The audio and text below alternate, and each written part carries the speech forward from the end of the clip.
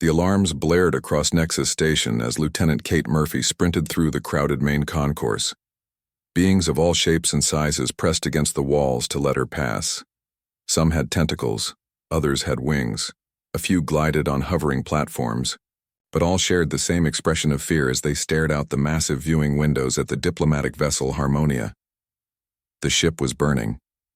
Kate reached the emergency command center where Commander Alan Powell stood surrounded by a dozen alien representatives. The room buzzed with panic and the air felt thick with tension. "Status report," Kate demanded, slightly out of breath. Commander Powell looked up from the holographic display. His face was grim, the blue emergency lights casting deep shadows across his features. "Explosion in the main engine room about 12 minutes ago. Fire suppression systems failed completely. Temperature inside is rising past 700 degrees. A tall, slender being with iridescent blue skin stepped forward. This was Ambassador Zhral of the Centaurians. Kate had met him several times during diplomatic functions. The ambassador's forearms trembled as he spoke. "My child is still inside," Zhral said, his voice breaking. Tico was visiting the education deck when the explosion happened. The last communication placed him in the inner chamber. Kate studied, the ship schematics floating in the air before them. The Harmonia was a marvel of interspecies engineering, designed to accommodate diplomatic missions from across the galaxy. Now it was a death trap. "Why haven't rescue teams gone in?" Kate asked. Heavy silence fell across the room. A Valerian representative, her gelatinous body pulsing with anxiety, spoke first. "None of us can survive those conditions. The Valerian body would simply melt away in such heat." One by one, the other species explained their limitations. "The Mendari exoskeleton would crack and shatter," said a tall insectoid being. "Xenthi respiratory systems would fail instantly in those toxins," added another. "The Jorvian nervous system cannot process such extreme pain signals," said a floating orb of light. Commander Powell nodded grimly. "We've consulted with 15 different species. Not one has the biological capacity to enter that ship and survive long enough to reach the inner chambers." Kate felt her heart sink as she watched Ambassador Zhral collapse into a nearby chair, all four of his hands covering his face. The sound he made wasn't quite crying. Centaurians expressed grief differently than humans, but the emotion was unmistakable. The door slid open, and Dr. Olivia Grant rushed in. The xenobiologist's lab coat was rumpled, and her curly hair escaped its usual neat bun. She carried a data tablet that she immediately connected to the main display. "I've run the simulations," Dr. Grant announced to the room. "The conditions inside the Harmonia are worsening by the minute.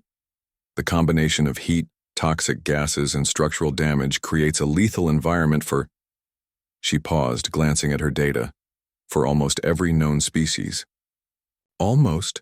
Kate asked, catching the word immediately. Dr. Grant met her eyes. "Theoretically, a human might survive long enough to reach the inner chamber and return, but the physical trauma would be severe, possibly fatal."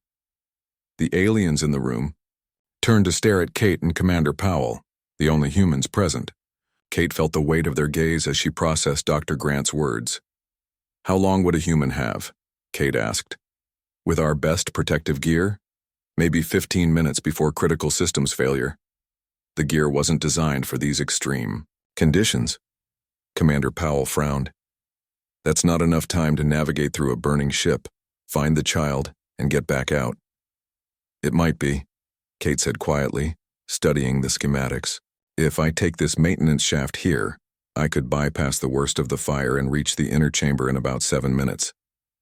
"Absolutely not," Commander Powell said firmly. "That's a suicide mission, Lieutenant. I won't authorize it." "Doctor." Grant stepped closer to the display. "The Centaurian child is in an environmental pod according to the last sensor reading. It's keeping him alive for now, but it will fail within the hour as the temperature continues to rise."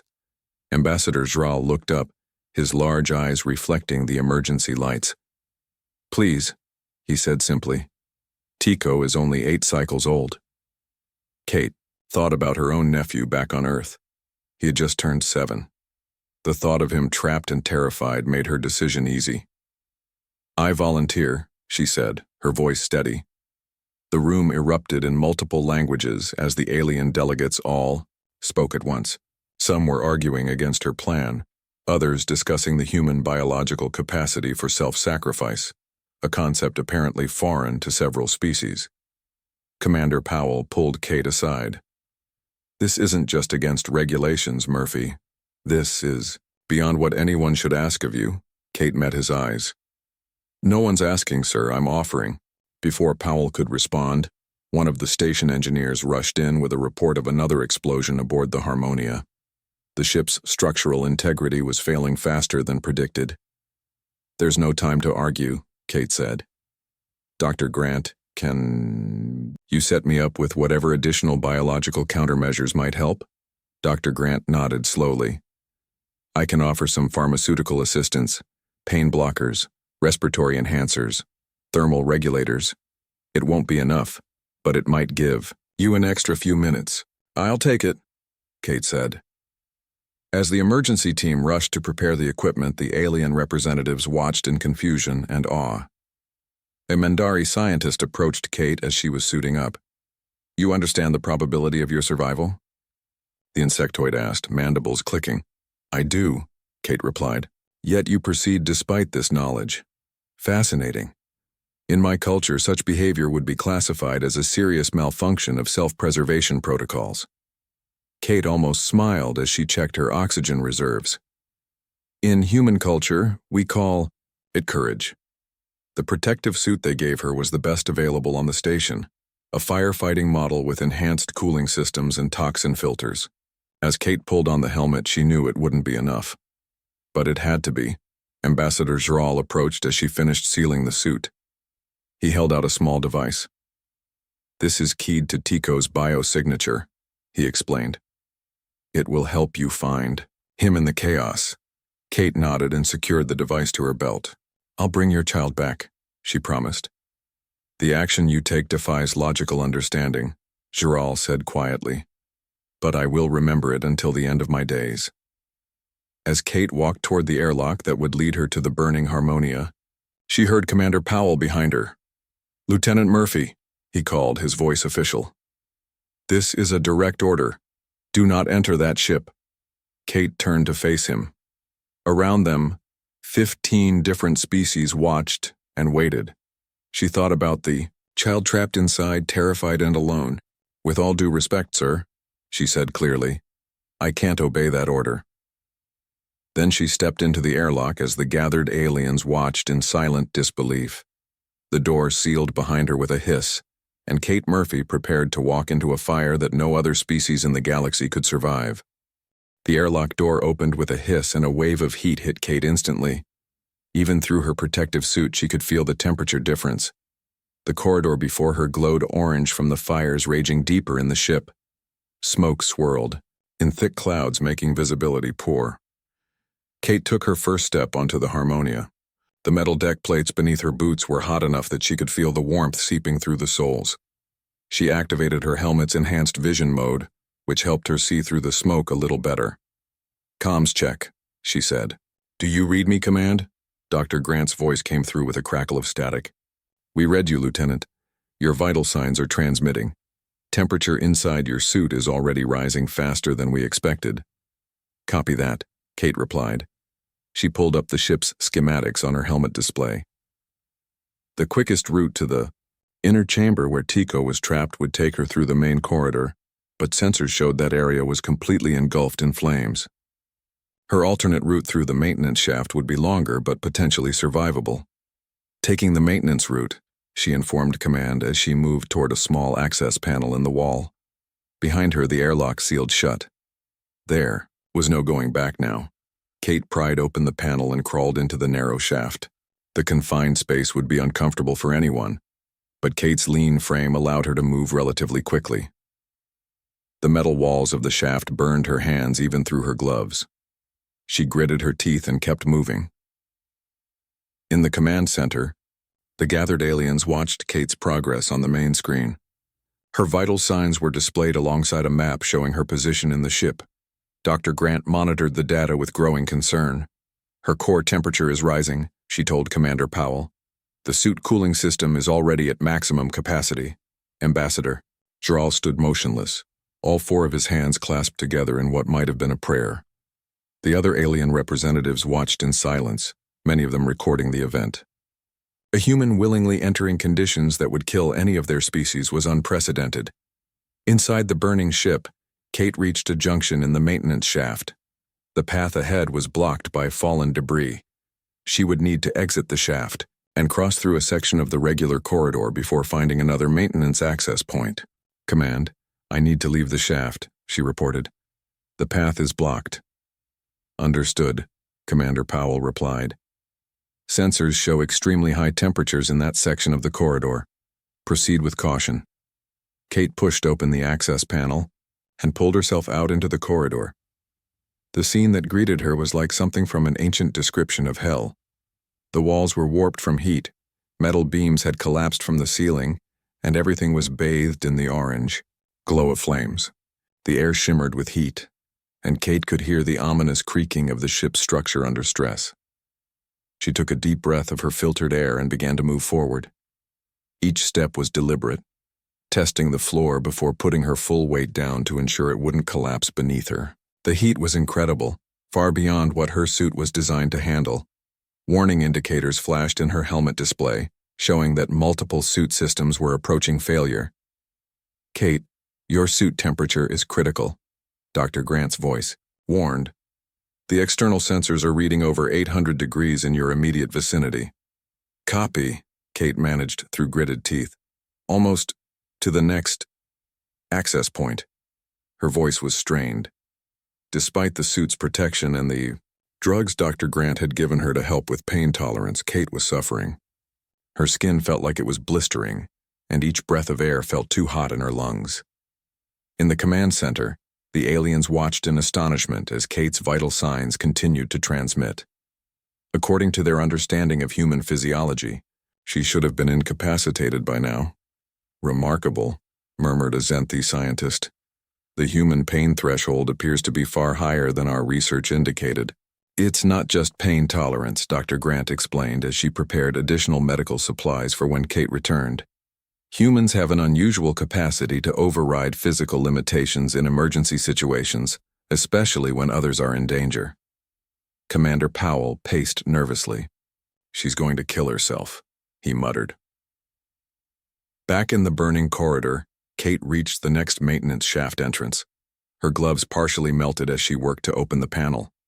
Once inside, she paused to catch her breath. The maintenance shaft was hot but not as openly ablaze as the corridor had been. Status check, she gasped into her comm. You're approximately halfway to the inner chamber, Commander Powell informed her. But Kate, your suit integrity is failing. The outer layer has been compromised, and your oxygen supply is dropping faster than anticipated. Kate didn't respond immediately. She was focusing on continuing to move forward despite the pain. The maintenance shaft narrowed as she progressed, forcing her to crawl on her stomach. The metal beneath her was hot enough to burn through her suit in places, leaving searing marks on her skin. At a certain point, her comm system began to fail, cutting in and out as the extreme heat damaged the delicate electronics. 8. Can you hear me? Dr. Grant's voice crackled through the static. Barely, Kate replied. Comms failing. Earn back. Not worth. Kate ignored the broken message. She could see from her helmet display that she was getting close to the inner chamber. According to the ship's sensors, there was still an air pocket there, protected by emergency force fields that had activated during the initial explosion. That's where Tico would be. The last section of the journey was the hardest. Kate's suit cooling system failed completely, leaving her at the mercy of the increasing heat. The pain was becoming unbearable, and she could feel her consciousness wanting to slip away. Only her stubborn determination kept her moving forward. When she finally reached the access panel that would lead her into the inner chamber, Kate's gloves had melted so badly that she had to use her bare hands to pry it open. The pain was excruciating, but she barely felt it anymore. Her body was approaching its limits. With one final effort, Kate pushed through the panel and tumbled into the inner chamber. The emergency force fields had created a bubble of relatively safer conditions here, though the temperature was still dangerously high. Through blurry vision, Kate scanned the room. There, huddled in a corner inside a small environmental pod, was a young Centaurian child. Tico's 4 thin arms were wrapped around his body, and his large eyes were wide with fear. The environmental pod's indicators were flashing red, showing that its life support systems were failing. "Hey there," Kate said, her voice hoarse as she approached the frightened child. "I'm Kate. Your father sent me to take you home." Tico stared at her with a mixture of fear and hope. "You are human?" he asked in halting common language. "That's right," Kate said, managing a smile despite her pain. "And you and I are going on a little adventure to get back to your dad." As she reached for the environmental pod's controls, Kate's suit sensors gave one final warning beep before shutting down completely. She was now without any protection against the worsening conditions, and the return journey would be even more dangerous than the approach had been. In the command center, Kate's vital signs flatlined as her suit systems failed. A murmur of distress rippled through the gathered aliens. "Signal lost," a technician announced. Ambassador Jral made a keening sound of grief. Commander Powell slammed his fist against the console. Then, unexpectedly, a weak voice came through on an emergency backup channel. "Command!" Kate's voice was barely audible. "I found Tico. He's alive. Beginning extraction now." The room erupted, in shocked exclamations as the impossible happened. A human was still functioning in conditions that should have been immediately fatal to any known species in the galaxy. Kate's hands shook as she worked to release Tico from the environmental pod. Her skin was red and blistering from the heat, but she forced her fingers to keep moving. The pod hissed as it opened, and Tico looked up at her with wide, frightened eyes. "Are you really taking me to my father?" Tico asked in a small voice. "Absolutely," Kate said, trying to sound confident despite the pain. "But we need to move quickly." She glanced at her wrist display, but it had gone black. With her suit systems failed, she had no way to monitor the ship's condition or her own vital signs. Kate knew that every second they remained in the burning ship increased the danger. "Here's what we're going to do," she told Tico, kneeling down to his level. "I need you to climb onto my back and hold on tight. The way out is going to be hot and scary, but I promise I'll get you through it." Tico nodded, bravely. His blue skin had a grayish tint from stress, and his 4 arms trembled. He climbed onto Kate's back, wrapping 2 arms around her neck and 2 around her waist. "Good job," Kate said. "Now I need to use the emergency channel again to let your dad know we're coming." She tapped her helmet comm, hoping the backup system was still working. "Command, this is Murphy. I have Tico. We're starting our return now. The main suit systems are fried, so I'm on emergency backup comms only." Through the static, she heard Commander Powell's voice. "Copy that, Lieutenant. We're tracking your position through the ship's internal sensors. The situation has worsened. Structural integrity in sections 5 through 9 has completely failed." Kate's heart sank. That meant her original route was now blocked. "Understood. We'll find another way." She turned to check on Tico. "Ready for an adventure?" The child tightened his grip on her. "I'm scared," he admitted. "That's okay," Kate said. "Being brave doesn't mean you're not scared. It means you keep going anyway." With that, she moved toward the chamber exit. The maintenance shaft she had used to enter the inner chamber was now glowing red with heat. It would be impossible to traverse safely, especially with Tico on her back. Kate quickly considered her options. According to the ship schematics she had memorized, there was an emergency evacuation tube 2 sections over. If they could reach it, they might be able to bypass the worst of the fire. "Change of plans," she told Tico. "We're going to try a different route." Kate stepped out of the relative safety of the inner chamber and into the burning corridor. The heat hit them like a solid wall. Without her suit's cooling systems, Kate felt her skin begin to blister immediately. She gritted her teeth against the pain and started moving forward. "Close your eyes, Tico," she instructed, "and try to breathe slowly." In the command center, the gathered aliens watched in silence as Kate's heat signature moved through the ship. The temperatures in her vicinity were now registering over 900 degrees. "This defies all biological understanding," said a Mendari scientist. "No known species should be able to function in those conditions." Dr. Grant was busy preparing the medical bay for Kate's return. "Humans can push their bodies beyond normal limits in emergency situations," she explained, "but she's paying a terrible price for it. Even if she makes it back, the damage to her system will be severe." Ambassador Jral stood motionless, watching the screen. "My child lives because of this human," he said quietly. "I did not know such sacrifice was possible." Commander Powell organized a rescue team to meet Kate at the closest possible extraction point. "We need to be ready the moment she reaches an area we can access," he ordered. Back in the burning ship, Kate staggered through the corridor. Each breath seared her lungs, and her vision was starting to blur. The weight of Tico on her back felt heavier with each step, but she refused to stop. When they reached a junction, Kate paused to get her bearings. To their right, the corridor was completely engulfed in flames. To the left, fallen debris blocked the way. The only option was to continue straight ahead, toward what had once been the ship's recreation area. "How much farther?" Tico asked, his voice muffled against her shoulder.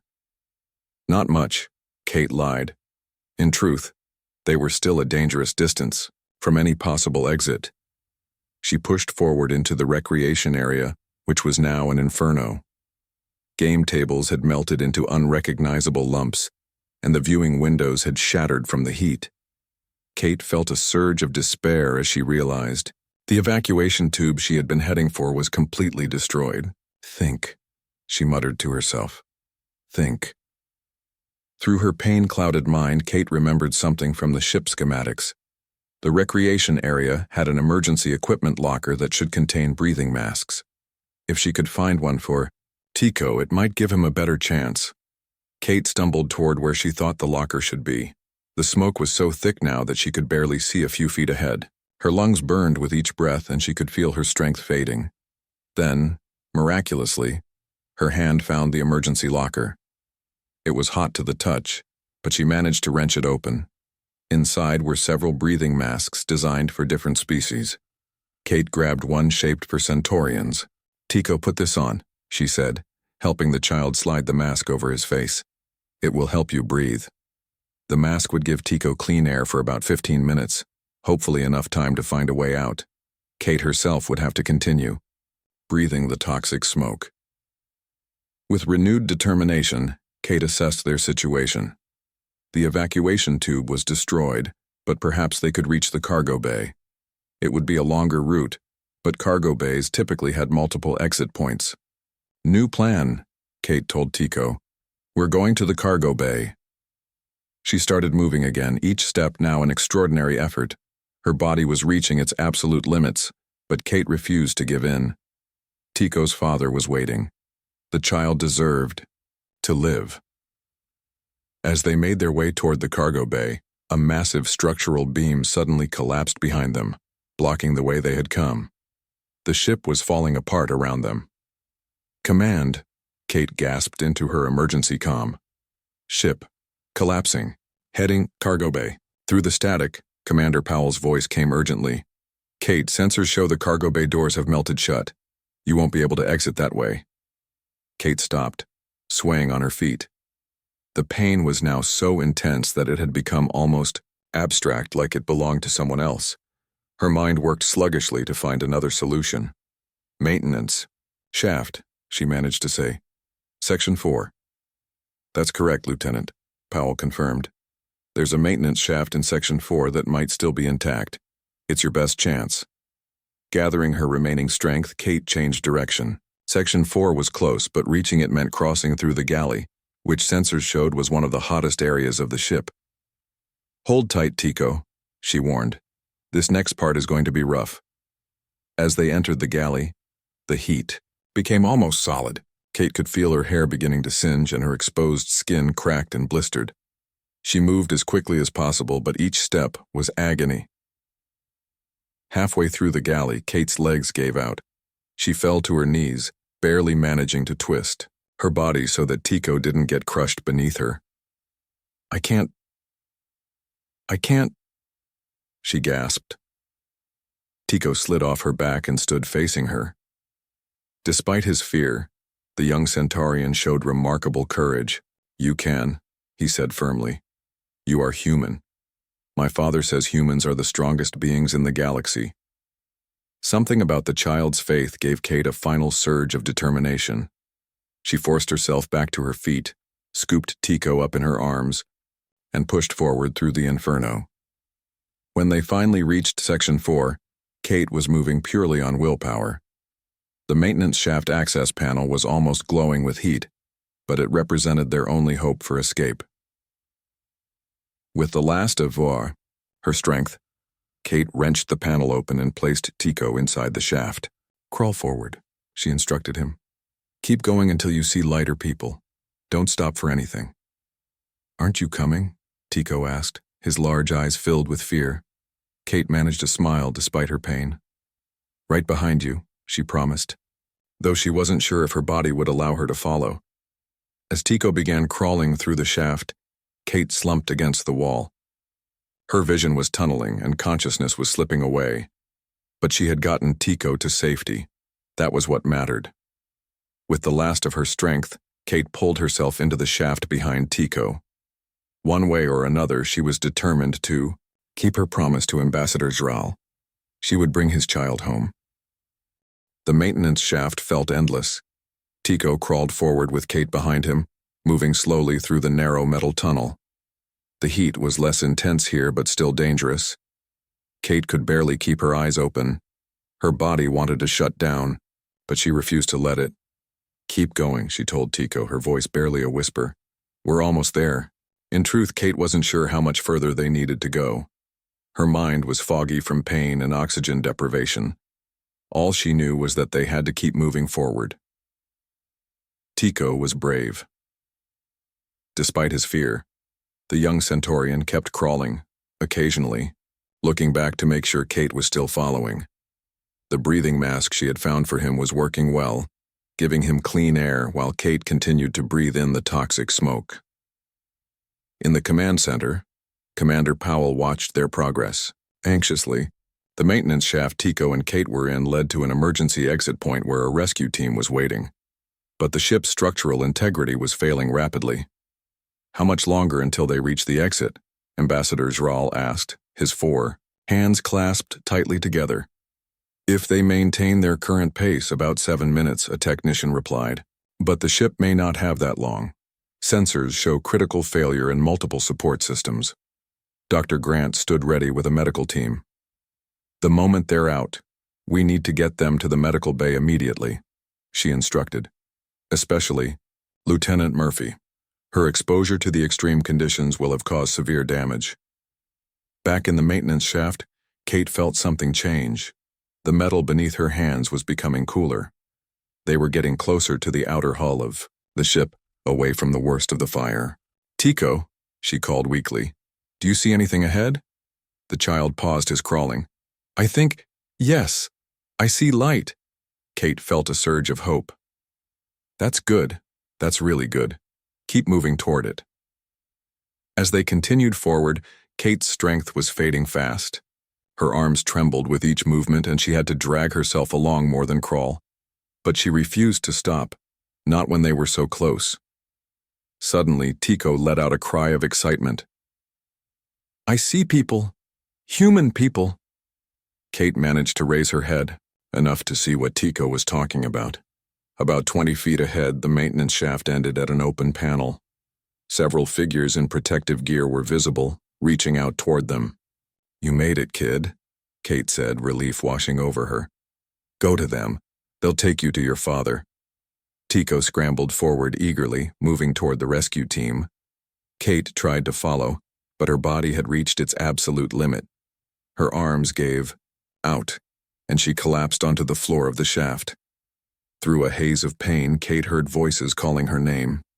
She wanted to respond, but couldn't find the strength. Darkness was creeping in around the edges of her vision. She had gotten Tico out safely. Maybe now she could rest. The rescue team saw Tico emerge from the shaft and quickly pulled him to safety. The young Centaurian immediately turned back. "Kate is still in there," he cried. "She saved me. You have to help her." Two rescue workers immediately moved toward the shaft entrance. "Lieutenant Murphy," one called, "can you hear me?" When there was no response, they entered the shaft without hesitation. About 15 feet in, they found Kate unconscious, her skin severely burned and blistered. Working quickly, they secured her to a stretcher and carefully extracted her from the shaft. The moment Kate was clear of the ship, medical teams swarmed around her. Dr. Grant took charge, barking orders as they rushed Kate toward the medical bay. "Get her on oxygen immediately. Start cooling protocols. I need burn treatment ready in Medical Bay 1. Ambassador Jral rushed forward as Tico was brought out. The Centaurian diplomat gathered his child in all four arms, holding him close. Tears of relief streamed down his blue face. "Are you hurt, little one?" he asked anxiously. Tico shook his head. "The human saved me, Father. She was so brave. Is she going to be okay?" Ambassador Jral looked over to where Kate was being rushed away on a stretcher, her condition clearly critical. "I hope so, Tico. I truly hope so." Just as the medical team hurried Kate and Tico away from the docking area, a massive explosion rocked the Harmonia. The gathered crowd watched in horror as the diplomatic vessel broke apart, consumed by fire. They had gotten out just in time. In the medical bay, Dr. Grant worked frantically to save Kate's life. The human lieutenant's condition was grave. Her body temperature was dangerously high, her lungs were damaged from smoke inhalation, and burns covered much of her skin. "Her body has sustained trauma that should be fatal," Dr. Grant told Commander Powell, who stood anxiously nearby. "But she's still fighting. Will she make it?" he asked quietly. Dr. Grant's face was grim. "I don't know. The next 24 hours will be critical." News of Kate's brave rescue spread quickly through Nexus Station. Beings of all species gathered outside the medical bay, many bringing symbolic offerings according to their customs. Some sang songs of healing, others performed ritual gestures meant to give strength to the injured. Despite their different biologies and cultures, they were united in their hope for the human who had done the impossible. Ambassador Jral remained at the station, though he could have taken a transport home with Tico. He felt he owed it to Lieutenant Murphy to stay until her fate was decided. His child was safe because of her courage, a debt he could never fully repay. Inside the medical bay, doctors and nurses worked in shifts, never leaving Kate's side.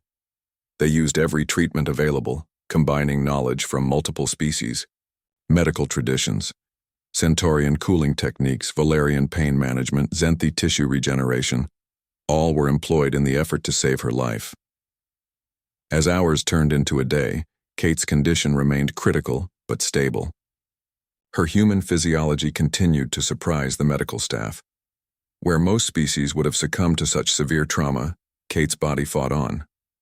"Humans are remarkably resilient," a Mindari doctor observed. "Their biological systems have redundancies we don't fully understand." "It's more than biology," Dr. Grant replied. "There's something about human will that defies medical explanation." On the second day, as Kate lay unconscious, surrounded by medical equipment, a small figure slipped into her room. Tico had escaped his father's watchful eyes to visit the human who had saved him. The young Centaurian approached Kate's bed cautiously. "Hello, Lieutenant Kate," he said softly. "Father says you might not wake up, but I think you will. You're human and humans are strong." Tico placed something on the table beside Kate's bed, a small crystal that glowed with a soft blue light. It was a Centaurian healing charm, given to children to ward off nightmares. "This helps me when I'm scared," Tico explained. "Maybe it will help you too."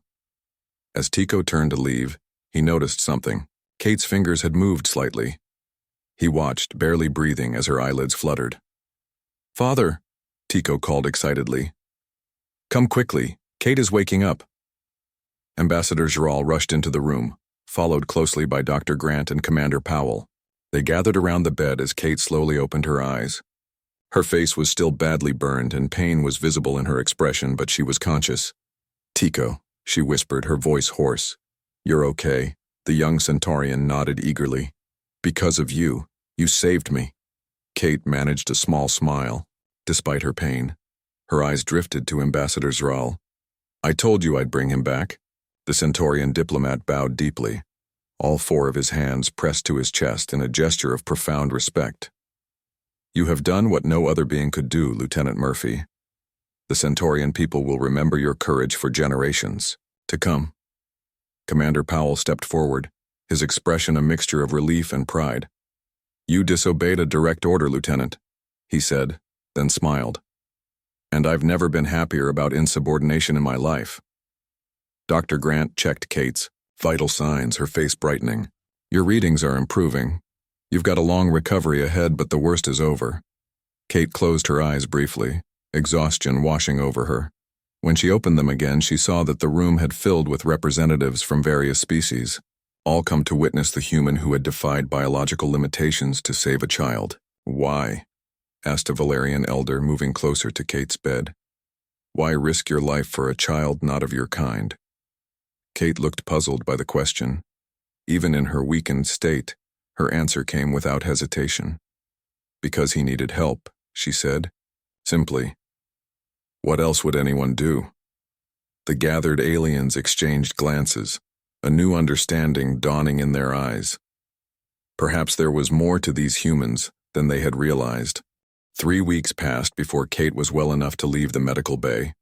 Her recovery was slow but steady. The burns on her skin healed with the help of advanced treatments, though some scars would remain. Her lungs gradually recovered from the smoke damage. Each day brought a little more strength back to her body. During those weeks, Kate never lacked for visitors. Tico came almost daily, often bringing drawings he had made for her. Ambassador Jral visited frequently as well, always bringing some small gift from Centaurian culture. Commander Powell stopped by each morning to check on her progress, and Dr. Grant oversaw her treatment personally. Most surprising to Kate were the visits from other species. Aliens she had never met came to her room, each wanting to see the human who had done the impossible. Some brought offerings from their cultures, others simply wanted to express their gratitude or curiosity. I don't understand why everyone is making such a big deal about this, Kate said to Dr. Grant one day as they walked slowly around the medical bay for exercise. I just did what needed to be done. Dr. Grant smiled. That's exactly why they're fascinated, Kate. What seems obvious to you is revolutionary to many of them. The concept of risking your life for someone of another species doesn't exist in many alien cultures. Kate frowned. That can't be right. They must have some concept of helping others. They do, but usually only within their own species, Dr. Grant explained. What you did has forced many of them to reconsider their understanding of interspecies relations. On the day Kate was finally cleared to leave the medical bay, she found a surprise waiting for her. The corridor outside was lined with beings from dozens of different species, all standing quietly as if for a ceremony. At the front stood Commander Powell, Ambassador Jral, and Tico. Kate felt uncomfortable with all the attention, but she straightened her uniform and walked forward. Her body was still healing, and she moved more slowly than before, but she carried herself with dignity. Commander Powell stepped forward first. Lieutenant Catherine Murphy, he said formally, on behalf of Nexus Station and the Human Diplomatic Corps, I present you with the Interstellar Medal of Valor, our highest honor for courage in the line of duty. He pinned a silver medallion to her uniform. Kate saluted, though the movement pulled at her healing skin. Next, Ambassador Jral approached. All four of his arms were extended in a formal Centaurian gesture of deepest respect. Lieutenant Murphy, he said, his voice carrying through the corridor. The Centaurian Confederation has created a new honor in your name. The Murphy Medal for Selfless Courage will be given to those who place the welfare of others above their own safety, regardless of species. You are its first recipient. He placed a glowing blue crystal on a silver chain around her neck. Kate recognized it as a more elaborate version of the healing charm Tico had left by her bedside. Thank you, Ambassador, she said. But the real reward was bringing Tico home safely. The young Centaurian stepped forward then, no longer shy around Kate. I made something for you too, he said, holding out a small item. Kate took it carefully. It was a hand-drawn picture, showing a small blue figure and a taller pink figure holding hands. Above them, in careful letters, were the words, "My hero." Kate knelt down to Tico's level, ignoring the pain in her still healing legs. "This is the best gift I've ever received," she told him sincerely. "I'll keep it forever." As Kate stood again, a Valerian elder floated forward, the gelatinous being pulsed with soft colors as it spoke. "The Galactic Council has requested your presence, Lieutenant Murphy.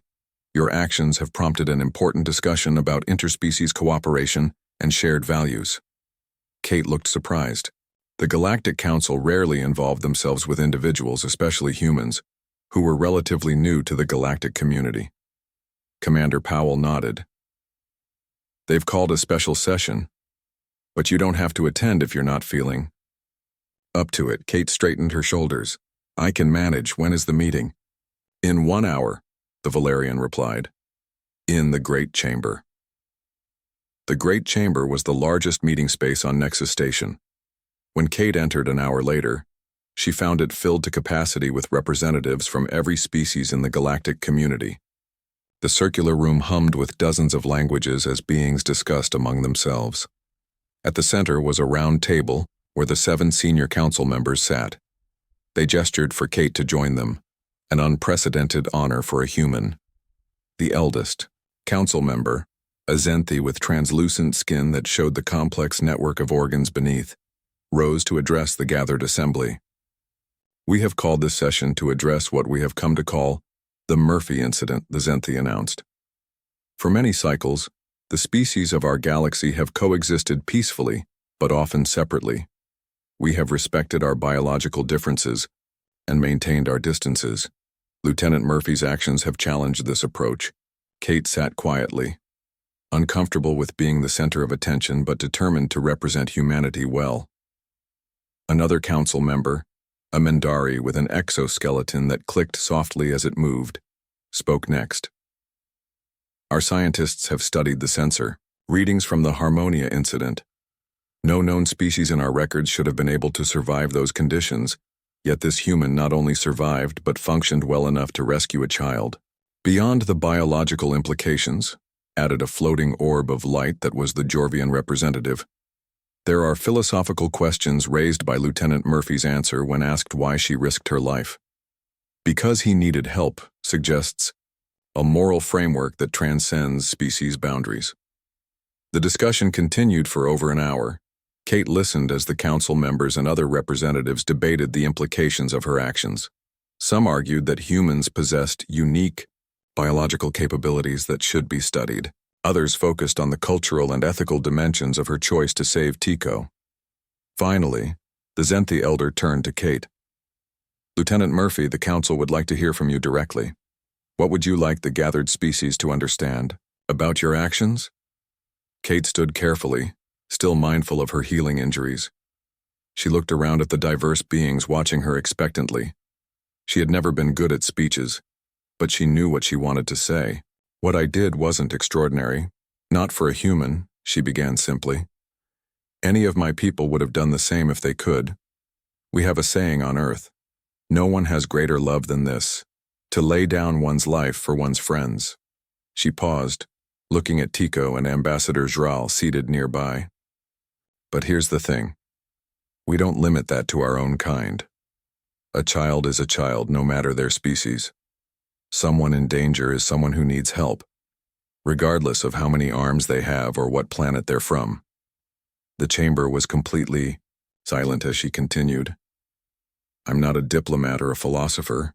I'm just a security officer who saw a problem and tried to fix it. If that helps bring our species closer together, that's wonderful. But I didn't do it to make a statement. I did it because, in that moment, Tico wasn't an alien child. He was just a child who needed help." As Kate sat down, the chamber remained silent for several seconds. Then one by one the representatives began to stand. The sound of their approval filled the room, expressed in dozens of different ways according to their various cultures. The Zenthi elder raised its hands for silence. "Today marks a new understanding in our galactic community. The human concept that Lieutenant Murphy has demonstrated, this willingness to risk oneself for any being in need, is one we would do well to incorporate into our shared values. The Council formally voted to create a new interspecies rescue corps, with Kate invited to help train its first members. The initiative would bring together beings from all species who wished to learn from the human approach to emergency response and rescue. Later that evening, Kate stood at a viewing window on Nexus Station, looking out at the stars. "Commander." Powell joined her, handing her a cup of coffee. "How does it feel to change interspecies relations forever?" he asked with a smile. Kate shook her head. "Honestly, sir, all I did was try to save one kid." "Sometimes the biggest changes start with the smallest actions," Powell replied. "You've given these species something to think about, Kate. You've shown them what humans are capable of, not just physically, but here." He touched his chest over his heart. Kate sipped her coffee, watching as ships from a dozen worlds moved around the station. Among them was a Centaurian vessel, preparing to take Ambassador Jral and Tico home. Before they left, Tico had asked Kate a question that still lingered in her mind. "Are all humans like you?" She had told him the truth. "When it matters most, yes. We take care of each other, Tico, and that includes you." As Kate watched the stars, she felt a sense of purpose stronger than ever before. Perhaps this was why humans had joined the galactic community, not just to explore new worlds, but to bring something new with them. The simple, powerful idea that compassion knows no species boundaries.